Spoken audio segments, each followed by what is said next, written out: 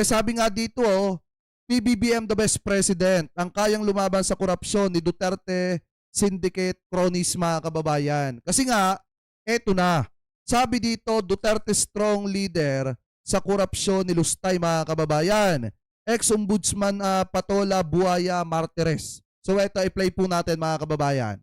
Bakit hinayaan nila na ngayon lang lumabas itong bilyon o bilyon na corruption? Ano bang ginagawa ng ombudsman before? Umupo lang sa lamisa nila dyan, maghintay lang ng complainants. Pag di... Ang tinutukoy dyan mga kababayan si Martires. Si Martires po na appointee ni Duterte dati sa ombudsman. Buti pa nga si si Morales, 'di ba? Si former ombudsman Conchita Morales, talagang bago matapos yung kanyang term as a ombudsman, talagang kayang upakan yung mga senador na gumagawa ng anomalya. Ang problema nga lang mga kababayan, pagkaupo ni Martires, binaligtad naman niya yung mga ginawa ni Conchita Morales. Anyway, tuloy pa natin. DPWs okay lang. Isa si former Ombudsman Samuel Martires sa mga umano'y dahilan kung bakit tila sumabog ang korupsyon sa Department of Public Works and Highways. Yan ang paninindigan ni Dr. John Chong, ang presidente ng anti-corruption NGO na Task Force Kasanag. Ayan diba? Kagagawa ni Martires na appointee ni Duterte kung bakit naging talamak ang korupsyon dito po sa Pilipinas dahil nung panahon ni Digong po, mga kababayan, para po sa inyong kaalaman, wala pong ginawa si Martires nung mga panahon na yan. Di ba nagpa-press con si Duterte dati na sinabi niya na papapanagutin niya yung mga nasa DPWH dahil alam niya na may mga SOP Ghost Project. Pero mga kababayan, after ng press con na yun ni Duterte, hindi na po nasundan ng aksyon. Ibig sabihin, nagpapogi lang si Digong sa media, wala pong naging aksyon, hindi po katulad ng administrasyon ni PBBM. O bakit nawala yung DDSit na nagko-comment kanina? Bakit nawala? Eto nga, sabi ko, ipapakita ko sa inyo mga kababayan, etong matinding kapalpakan ng Duterte administration. Bago pa man daw kasi pumutok ang flood control scandal, laganap na umano ang korupsyon sa DPWH. Ayon kay Chong, 2022 pa lang, lumapit na sila sa Office of the Ombudsman para ihabla sina Benguet Representative at Noy House Committee on Appropriations Chairperson Eric Yap, Ako Bicol Party List Representative Zaldico at CWS Representative Edwin Guardiola. Yan yung mga nababanggit ngayon ng mga korap na kongresista. Diba? Yan yung mga nababanggit ngayon mga kababayan ng mga korap na kongresista. Inilapit pa pala nung si Duterte pa ang presidente. Diba? 2022 pa lang inilapit na po yan. Kay Ombudsman Martires mga kababayan, pero walang ginawa itong appointee na ito ni Duterte. Anyway, tuloy pa natin. Dahil umano yan sa mahigit 50 billion pesos worth of DPWH projects na nakubra lamang daw ng 3 kongresista noong 2021. Pero noong 2021, si Duterte pa ang presidente niyan. Ani Chong, tila isinantabi lang daw ni former Ombudsman Samuel Martires ang kanilang reklamo. Ano ba klaseng ombudsman sila ni Martires that time? Ba't hinayaan nilang lumaki ang baha? Ba't hinayaan nilang 100 billion o pilang billion ang nalustay? Hindi ba mananagot ang ombudsman dyan? Hindi ba mananagot ang COA dyan? Just my question. Kailangan pa sagutin ng ombudsman before kasi nag-file na kami. Ang request namin, Sir Ombudsman, the task force ko sana kailangan ng tulong nyo for fact-finding, mutual proof. Yung hindi naman kami investigador. Kung kami pupunta doon, baka nabaril pa kami ng mga contractor dat congressman dyan Naglalag ba tayo? Wait lang Ayan, okay na. O ayan Diba 2021 pa lang si Zaldico nananamasa na. Yan 2021 pa lang. Si Zaldico po, nananamasa na. Si Guardiola nananamasa na. And then etong si Eric Yap. 2021 pa lang. Tapos isisisi nyo kay PBBM yan. Maliwanag nga mga kababayan na kaya nabisto yung mga yan. Dahil nga inilabas ng ating mahal na presidente yung mga kumpanya na connected yung sinasaldi ko na yan. Yung mga kumpanya na connected yung sina Guardiola at yung kumpanya na connected kina Eric Yap. Kaya nabisto yung mga yan At kaya nabuksan itong investigasyon na ito sa maanumalyang flood control na hindi nagawa ni Duterte nung panahon na siya po ang presidente. Bakit hindi niya nagawa? Dahil alam niya nasasabit siya dahil nakinabang din po siya mga kababayan. Yun po yung totoo dyan. Nakinabang si Digong ng matindi kaya ayaw niya na paimbestigahan noon yung maanumalyang flood control. Ayon sa isinumiteng liham ni Chong sa Ombudsman noong 2022, stockholder umano si Yap ng Earthyard Corporation. Isinasaad sa liham na importer at supplier daw ng unpatented o fake materials from China ang nasabing kumpanya base raw sa kanilang investigasyon at mga hawak na dokumento. Ayon pa sa liham, Earthyard ang supplier ng mga materyales at majority ng mga umano'y slope protection projects na napunta sa Fesco Incorporated. Ang kumpanyang ito, pagmamayari ng isang Robert Inson na ani Chong ay asawa ni Effie Vanessa Yap Inson na kapatid ni Congressman Yap at dati na ring tumakbo bilang 5th nominee ng ACT-CIS Party List noong 2022. Ayan. Ngayon nyo sabihin mga kababayan na yung mga didiset dyan, ngayon nyo sabihin na mafia government yung gobyerno ni PBBM. Di ba parang mas magandang pakinggan na yung former government o yung past administration, yun talaga yung totoong mafia. Kasi nga mga kababayan, talagang grabe yung corruption na ginawa nila na kahit tawag dito, naghihirap na yung mga kababayan Pilipino natin dahil nga may pandemic ng mga panahon na yon, kinukurakot pa pala yung pera ng taong bayan. Kaya kung mapapansin nyo, di ba kahit may pandemic ng mga panahon na yon, dire-diretso yung pagbakbak na mga kalsada at pagpapalit. Ngayon, yung mga ipinalit na kalsada, sira na po ulit ngayon, mga kababayan. Kasi nga, tinanakaw nila ang pera eh. Talamak ang Ghost Project, talamak ang substandard nung panahon ni dating Pangulong Duterte. Doon natuto si Saldico, mga kababayan, na pumera. Diba sa panahon po ni Digong.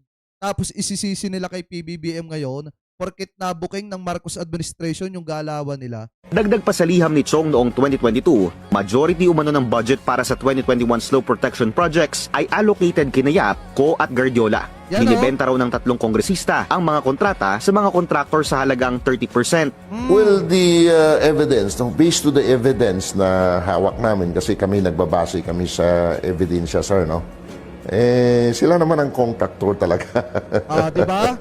Sila ang nananalo sa bidding, no? Sila, kanilang contractors ang, kahit sabihin na natin na ibang contractor po na sa kanila, naka-line sa kanilang project, no? Sila talaga ang, kumbaga sa silang nag-insert niyan. Silang contractor, sila din ang supplier. Ayan. Ibig sabihin, kung ganyan ang ginagawa nila sa panahon po ni Digong, walang tapo na pera. Kasi kung ipapakontrata naman nila sa iba, ipapasubcon po nila, meron pa silang tapyas na 30%, mga kababayan. And then kung ibibenta naman nila yung project sa mga kontraktor, meron silang parte o may kickback sila na 30% pa rin. Ganun po katindi. Sa panahon ni Digong to 30% yung usapan. Pero yung nung nabuking na mga kababayan, nasa 25% at 20%. Yung pinag-uusapan na po sa issue ng maanumalyang flood control. Pero malupit kasi dito mga kababayan, kaya nasabi ko sa inyo na walang tapon ang pera sa mga kongresistang ito na nangungontrata kasi sa kanila po bumabagsak lahat. Sila ang supplier, sila ang contractor, sila ang kumukuha ng proyekto, o di walang tapon yung pera sa kanila. Kaya pala ganun na lamang katindi ang kayamanan nito pong si Saldico, kasi nung panahon pala ni Duterte, doon pala mas kumikbak ng malaki ito pong si Saldico, mga kababayan. Kaya pala hindi na rin nakakapagtaka kung bakit sobrang daming ari-arian at sobrang yaman nitong si Saldico. Kasi nga, paldong-paldo pala nung panahon ni dating Pangulong Duterte. Anyway, tuloy pa natin. Sinubukan ng Billionaire News Channel na kunin ang panig ng 3 kongresista pero wala pa silang sagot sa kasalukuyan. Sinubukan din naming humingi ng paglilinaw sa impormasyong inilahad ni Chong dahil sa pagsusuri ng BNC, 2022 lamang nagsimulang umupo si Guardiola sa Kamara bilang kinatawan ng CWS Party List. Basta sa pagkakalam ko dyan, 2022, congressman na sa CWS. Idinunog din namin ito kay former Ombudsman Samuel Martires. Aniya, hindi umano siya aware sa reklamong isinumite ni Chong sa kanyang tanggapan noong 2022. Kasalukuyang nasa spotlight ng investigasyon ngayon ang 3 kongresista. Ngayong araw lang, kinumpirma ni Pangulong Bongbong Marcos na frozen na ang assets ni Yap at ng kapatid nitong si ACT-CIS Representative Edvic Yap. Kasalukuyang tinutugis ng mga otoridad si Ko at itinuturing na isa sa mga key figure ng DPWH corruption sa Marcos Jr. administration. Kasama naman si Guardiola sa first batch ng mga tinaguriang contractor na pinakakasuhan ng ICI at DPWH sa Office of the Ombudsman dahil umano sa prohibited interest law violations. O, ayan. O, ngayon nyo sabihin na weak si PBBM. Diba? Sa panahon ni PBBM, nabulgar itong mga contractor na ito. Na kung saan mga kababayan, ito pa lang si Saldico, matagal na po pala talagang pumipera sa gobyerno yan. Panahon pa ni Digong. Kaya nga kung makikita nyo, may mga time na kasama niya si dating Pangulong Duterte sa mga inauguration ng mga proyekto. Dahil nga, isa si Saldico mga kababayan sa talagang nanamasa ng mga proyekto sa panahon po ni dating Pangulong Duterte. Tapos ipapahid nila kay PBBM yung pagkakamali noon ni Digong. Kaya pala kung matatandaan nyo mga kababayan, 'di ba? Etong si tawag dito, etong si Duterte dati nagpa-presscon. Ang problema, hanggang presscon lang. Di na nasundan ng aksyon. Walang naipakulong na sangkot sa maanumalyang flood control. Walang naipakulong na nanamasa ng pera sa build ni Digonggong. Sa dami pa naman ng build ni Digong mga kababayan, imposible na walang yumaman dyan. Di po ba? Kaya nga kung makikita nyo, yung tulay mga gato mahihina. Tapos isisisi po nila kay PBBM. Isisisi nila sa presidente. Kapalpakan ng Duterte administration yan dahil ipinagkatiwala nila sa katulad ni Saldico yung mga proyekto. Kaya masaklap nga dito mga kababayan, ang ating mahal na Pangulo nakikipaglaban yan sa korupsyon. Ang masakit lang dyan, siya pa ang nagiging masama sa hakbang na ginawa po niya para mapabuti ang mga kababayang Pilipino po natin at maibalik yung mga ninakaw sa kaban ng bayan. Kasi ang pangarap talaga ng presidente dito, maibalik mga kababayan yung mga perang ninakaw sa kaban ng bayan at the same time, dapat makulong lahat ng mga sangkot. Yun po mga kababayan, ang pangarap at mandato ng ating mahal na presidente. Kaya nga sabi dito, 7 trilyon na inutang ni Digonyo saan napunta. Yun nga po hindi natin alam Kasi kung sasabihin nilang ginamit nila sa pandemic, ang laki pa ng pera ng Pilipinas. Kaya nga kung tutusin, hindi naman po talaga natin kailangan mangutang dahil sa laki pa ng pera ng Pilipinas nung panahon na may pandemic po ang ating bansa. Ang problema ng utang, etong si Duterte mga kababayan, ibinaon ng Pilipinas sa utang at hindi alam kung saan po ginamit yung pera. Diba?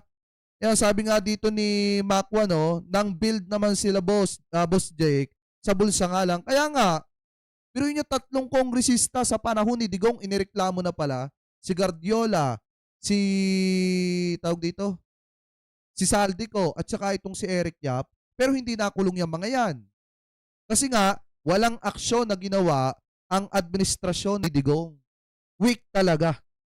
Diba, ang totoong weak dito, yung Duterte administration, hindi po yung administrasyon ni PBBM. Pero anyway, mga kababayan, kayo po, kung kayong tatanungin, ano po ang masasabi ninyo, hingil po sa mga issue at mga topic na yan, na tinalakay po natin.